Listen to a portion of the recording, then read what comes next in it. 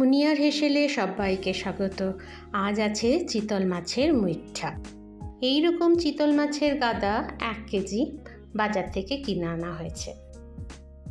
শীতটা এভাবেই ফেলে দেয় ওরা। বাড়িতে কুড়িয়ে নেব, কিন্তু কুড়ানোর কিছু নিয়ম আছে। পিঠের যে সোজা ভাগটা মাথার দিকটা থাকবে তোমার দিকে, তাহলে সহজেই উঠে আসবে চামচে করে মাছ। উল্টো যদি নাও তাহলে তার মধ্যে কাঁটা উঠে আসে।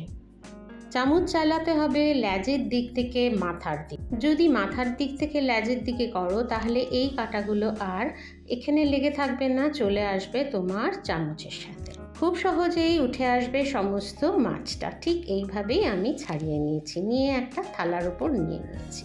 1 কেজি মাছ ছিল।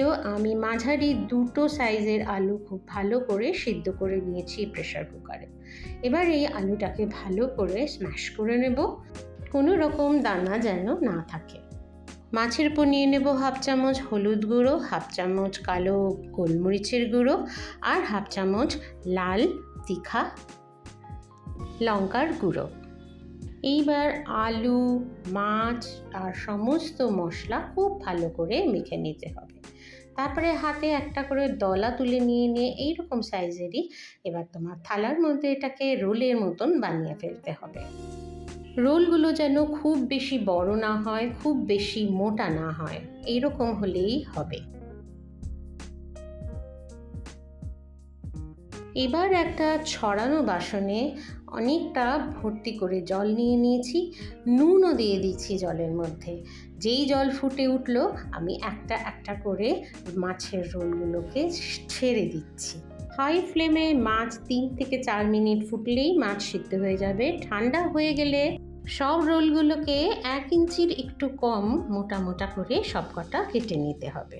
পাতলা কাটলে ভেঙে যাওয়ার চান্স থাকে, এরকম মোটা মোটা করে কেটে নিলেই ভালো হবে।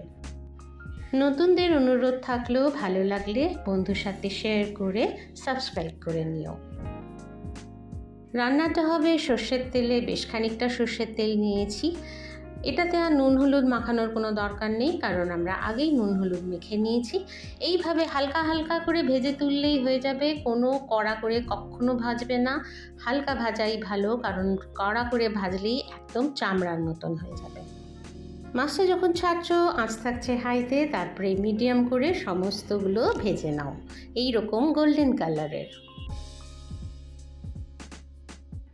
ফোড়নে লাগবে 2 ইঞ্চি দারচিনি আর গোটা 3 এলাচি একটু থেতো করে। জিরে তেজপাতা ফোড়ন দিয়ে দিলাম, তারপরে থেতো গরম মশলা ফোড়ন দিয়ে দিলাম।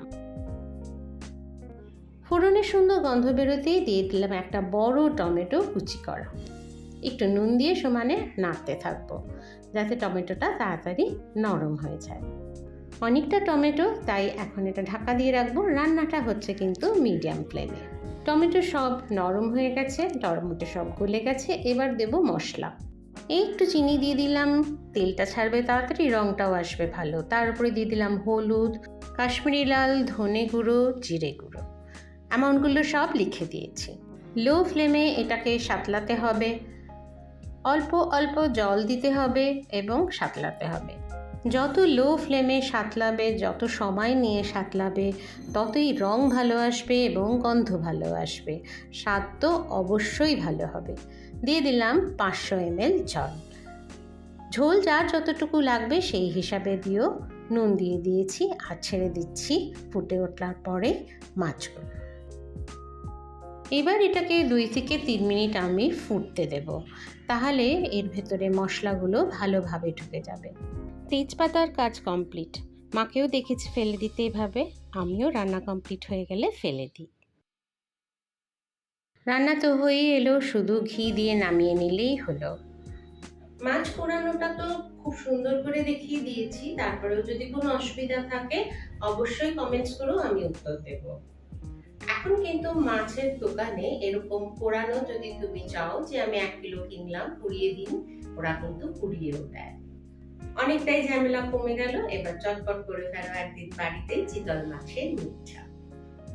ভালো লাগলে অবশ্যই সাবস্ক্রাইব করে নিও, লাইক করো, বন্ধুদের মধ্যে শেয়ার করে দিও। ভালো খাও, ভালো থাকো।